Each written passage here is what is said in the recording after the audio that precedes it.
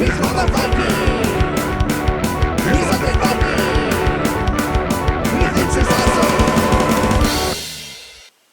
everybody, this is me, Undead Viking, here with another video review for you. The game that I'm reviewing today is a game called Flick Wars. Flick Wars, as you might be able to guess from the title of the game, is a dexterity game. I really like dexterity games, mostly because I've always enjoyed like the manual manipulation of the game components in almost anything that I've played. And I'm usually that guy you always see stacking his cubes off in the corner as he's waiting for his turn. That's me. And I remember actually, like, there's been quite a few games that are about, you know, flicking discs on different like tables or other things. There was a game called Catacombs that was fantasy based. I know there was a game called Ascending Empires that's like out of print now, and with good reason in my mind. But I mean, there are things like the idea of, you know, shooting a disc across a table to affect other people's discs and what have you is not it's not a new idea, if you will. I remember when I was growing up, my brother and I used to play a game we called penny hockey. We used to play when we went to go eat with my family, and you're sitting at a Denny's or a Perkins or something, and you took 3 pennies and you would hit them, and then you'd like try to flick the penny in between the other 2 pennies over and over and over again until you eventually would take a shot on goal, and the other person would like sit there and like make a goal with their fingers like so, and then you know, and sometimes if you got really tricky, you went like this, and you had the middle one was the goalie, and you could try to block it. But anyway, so.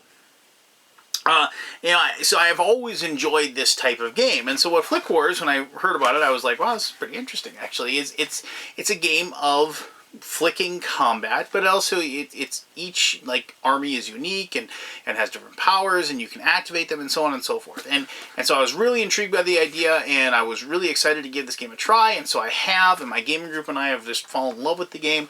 And so what I'm going to do is I'm going to show you how to play the game, and then I'm going to tell you exactly what I think and why. If you are a fan of dexterity games, I think this is a no-brainer. You need to put this on your game shelf. So, all right, how to play Flick Wars, and then I'll tell you exactly what I think.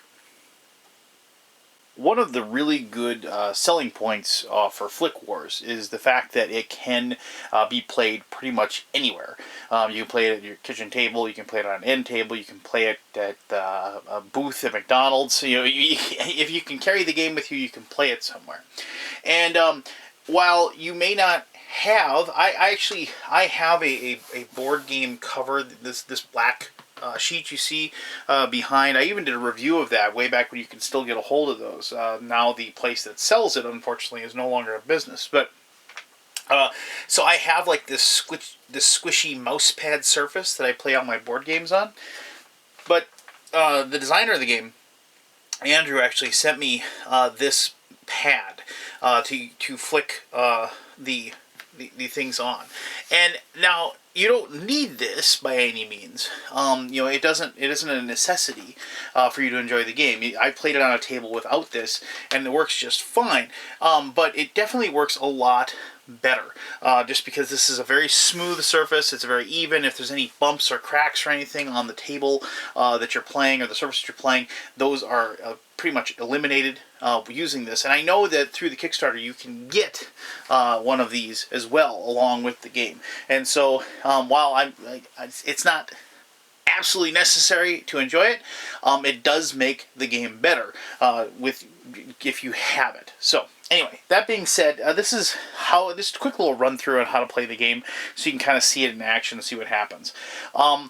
Basically, what happens is each person will choose a military, or choose a side. I've chosen the purple and the yellow.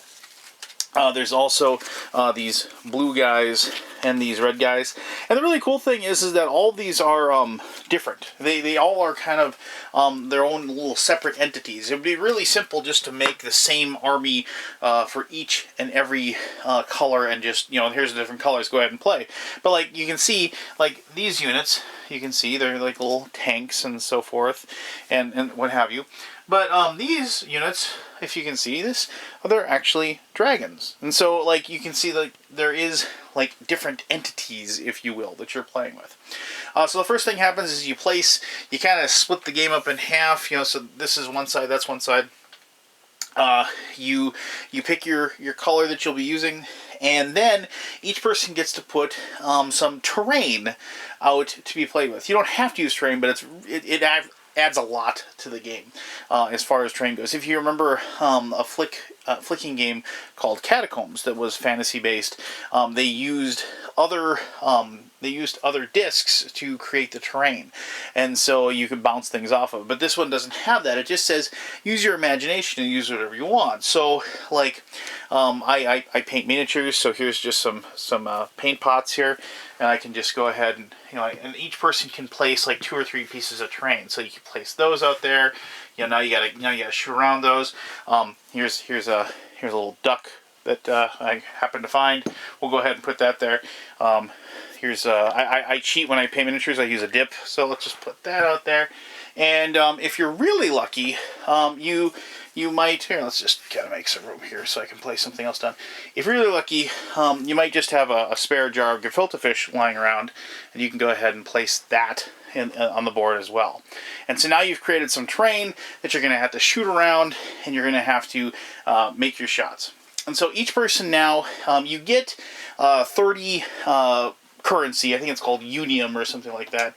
I just use my tried and trusted miniature poker chips. I love these things. So each person gets that. They get to look at their units, and they get to purchase 2 units that they have to place near their base. And so I'm just going to show you some of the basic ones. I'll show you more of the other cards here in just a little bit. But like for the basic game, the first time you play this, you're going to play with like basic. And you can see these things, they show you a number of cost, the cost to purchase those things, how many flicks, basically the number of actions they can take, as far as the number goes, and then the range. And the range determines whether or not they're able to make an attack on something. And so you can kind of look through those and you can pick which one you want. And obviously then there's the like little abilities they have. Like a flyer gets +2 flicks if this unit starts within 2 range of a friendly unit or base. Now you might wonder about the range.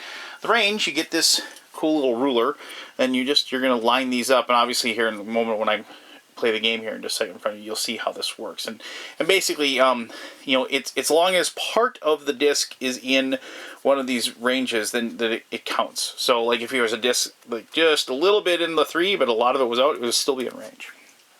And so each person will secretly pick 2 units, and they'll pay the money for those 2 units and place them on. So even though I'm playing this by myself right now, let's just say the person secretly buys a dragon for 5, and they're going to buy bugs for 4.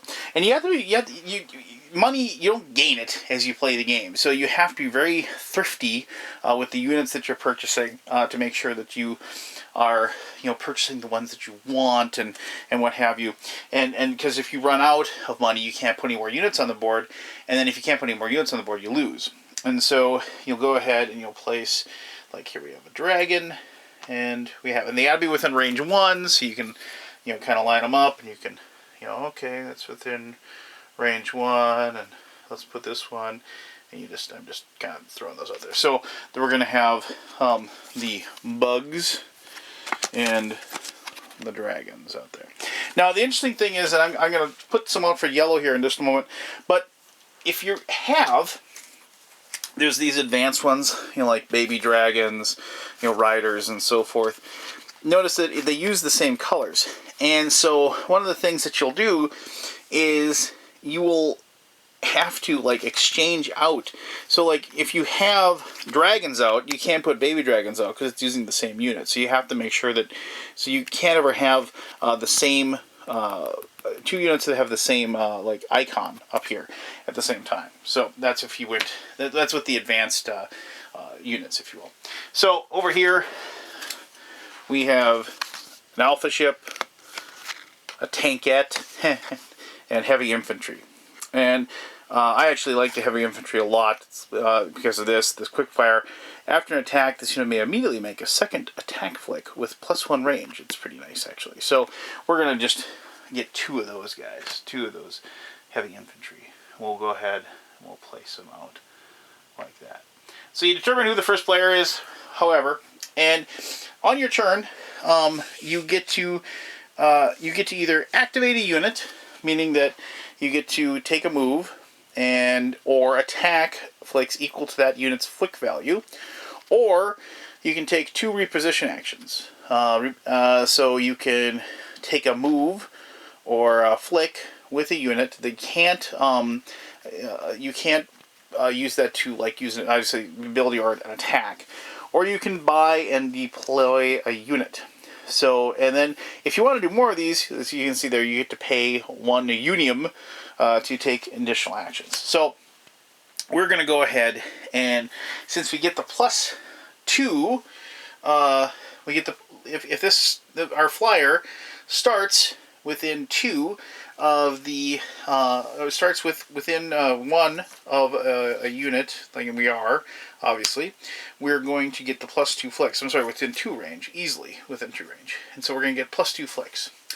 So we're going to go, and this is just, you can flick whoever, you can go like this, you can the whole thing is when we play, you can't do a little shuffle. We always said that wasn't fair. But so you can go, and so this, you basically get 3 flicks. So we'll go 1, that wasn't very good at all. And what's my range on the dragon again? Range of 1, so I gotta get close. 2, okay, so now I got 1 flick left, and maybe I can use this as an attack. And so we check, yep, I'm well within range, so I can do an attack, and this is going to be an easy attack, obviously. And boom. So the attack works, and there's no hit points in this. So if you hit and you kill something, you just turn it over and place it where it was. And it's now a dead unit. Now, if it gets knocked off of the board, then it's removed and you don't have it isn't in there. But right now it actually can be used to bounce things off of, and can be used to block. You can get things behind it and it can block certain shots and so on and so forth. Now, if I had, with my flick, if I had managed to knock this off the board some way, my opponent gets to take it back and gets to place it back on the board on their turn. And so what happens there is, obviously they don't have to put it like close to where it fell off or anything like that. They can pretty much put it anywhere they dang well please. It's just got to be on the edge. So you can kind of see there that while I did take out a unit of my opponents, obviously I've doomed my dragon to not survive this particular turn. So, and that probably wasn't the wisest move I could have done. A lot of this game is positioning your discs in spots where it's harder for things to get to them, but like you can then move them out and get them into positions where hopefully like you can do something. Or what I should have maybe done is flick it as hard as I possibly can and maybe bounce. I could have bounced my dragon off of that particular disc and could have ended up over here somewhere. So at least would have been a little more difficult for my opponent to go.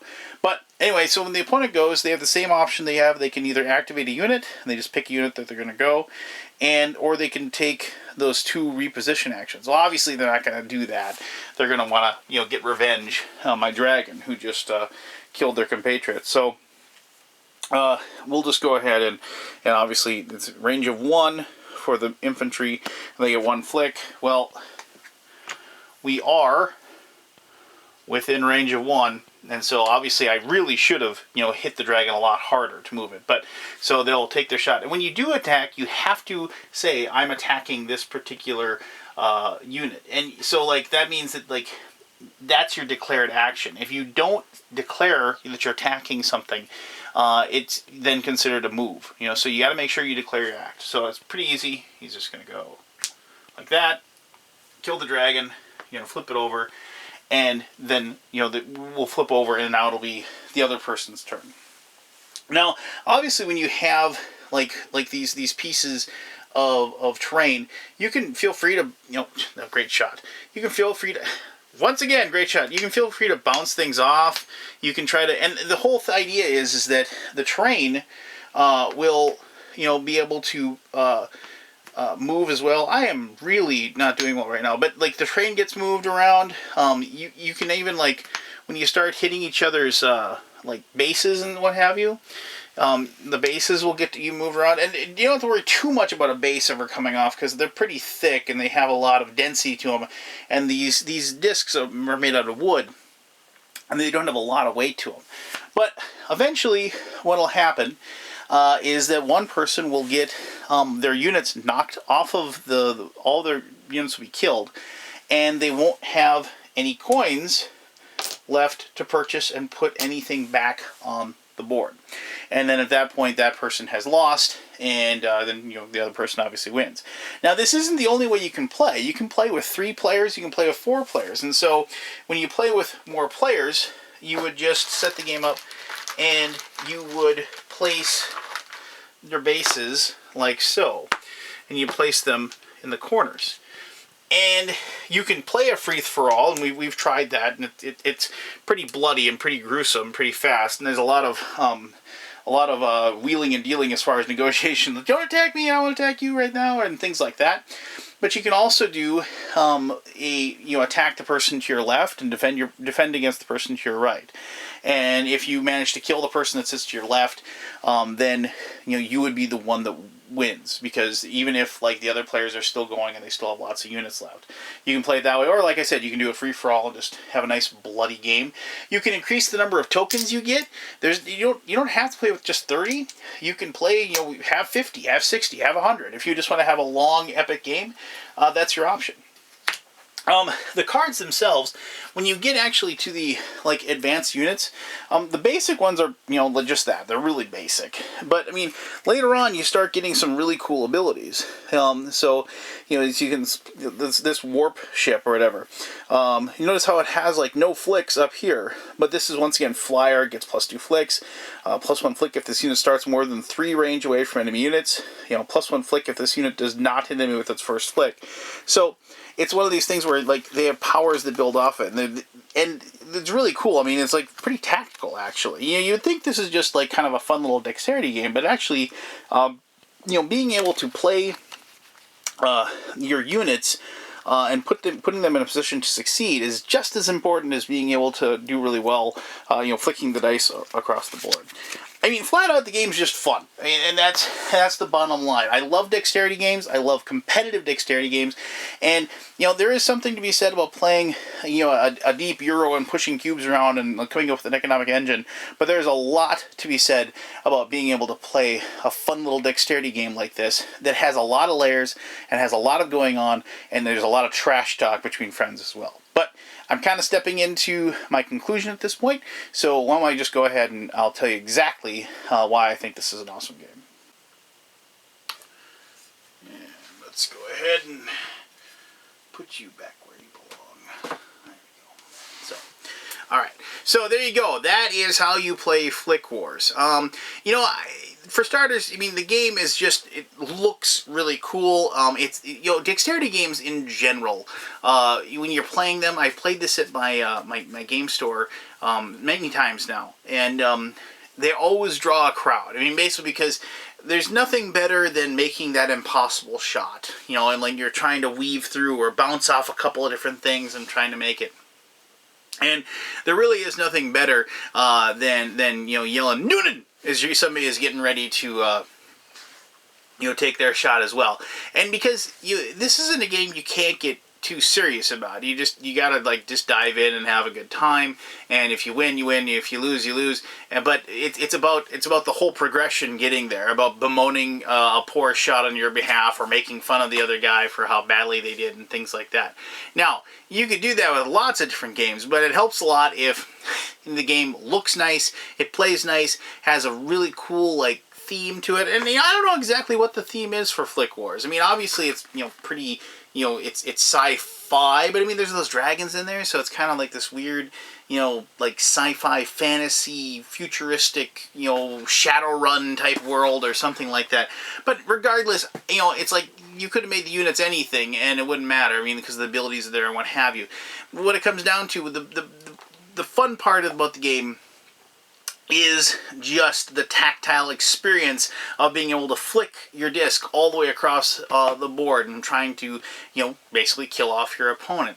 And like I said, it's not it's not a brain burner. That's not what it is. It's a dexterity game. I don't play games like this to be severely challenged. I play these games for the sheer amount of fun that I get out of it. And so basically, there's two types of people. There are people that can sit down and they can play I shouldn't say that just two types, but I mean, you know what I mean. Like, there are people that adore dexterity games, and there's people that just, that isn't their cup of tea. And so I'm not expecting people that aren't big fans of the dexterity genre to be, like jumping up and down waiting for this game to come out. But if you are a person that, has enjoyed any of those types of games I've mentioned, just anything that has the manual dexterity aspect to it, I definitely think that this game, since it can handle up to 4 people really well, the fact that the game is quick to set up, quick to play, and is just visually appealing and just, a challenge to play, I think the game's awesome. Plus, like, if this is a game, if it's one of the things where like, oh, I don't like dexterity games because I suck at them, well, it's so easy to handicap. You give one person less money, and so they have less units. They're not going to be able to build as many units as the other person. I mean, there's just so many different ways to like ramp up the difficulty for one person, and make it easier for the other. And so for that reason, that's how I play with my daughter. Because she's 6 and she isn't as good at flicking the discs around. But so I give her a ton of money, and I don't give myself a lot. And then we're able to go ahead and play still, and it's still even. And so even though I can still beat her, kind of every once in a while, she gets that satisfaction of defeating me as well. So there you go. The game is Flick Wars. I heartily suggest that you go ahead and check out this game on Kickstarter and consider backing it. Andrew Tolson, one of the designers of the game, is the guy who runs Print and Play Productions. He does fantastic work. He's made a couple of games for me in the past, and I can't recommend his ability and his genius when it comes to game creation enough. So there you go. If you have any questions or ideas or concerns, by all means post those. I'll try to answer those to the best of my ability. But until next time, thank you very much for taking the time to watch this video, and I will see you soon. Have an awesome day, too. All right. Bye-bye.